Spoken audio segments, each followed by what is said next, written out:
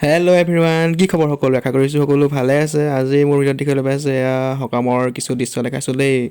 সকামত ভোজ খোৱা যে ভোজৰ কাৰণে আমাৰ এয়া মাছ অনা হৈছিলে।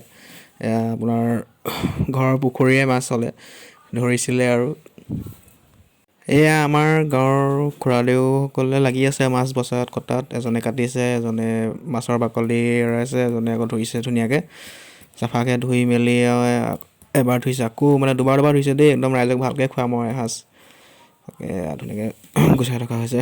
আমাৰ গাঁৱত কিবা পাতিলে গাঁৱৰ ৰাইজসকলে লাগি ভাগি দিয়ে আৰু এইটোৱে ভাল লাগে। আৰু মোৰ ভিডিঅ'বোৰ চাই কেনেকুৱা পাই কমেণ্ট কৰি জনাব, যিহেতু মোৰ চেনেলত এনেধৰণৰ আপোনাৰ খাদ্যৰ ভিডিঅ' দিয়া হয় আৰু কেনেকুৱা লাগে চাই ক'ব দেই।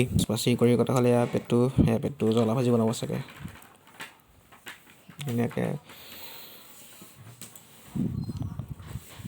এয়া কাটি বাছি হৈ গ'ল, এয়া ধুনীয়াকৈ ফ্ৰাই কৰিছে গাঁৱৰ বৰ্তা এজনে। বোলে ছাইডত দালি বনাই থকা হৈছে, ধুনীয়াকৈ দিছে নহয়, ধুনীয়াকৈ ফ্ৰাই কৰিছে আৰু এয়া চাই থাকক ভিডিঅ'টো আগলৈ। এয়া ভাত, এয়া দালি, এইফালে আপোনাৰ চব্জি বনাই আছে। এয়া ভাতৰ কাৰীখন। ইমানেই ভিডিঅ'টি আজি।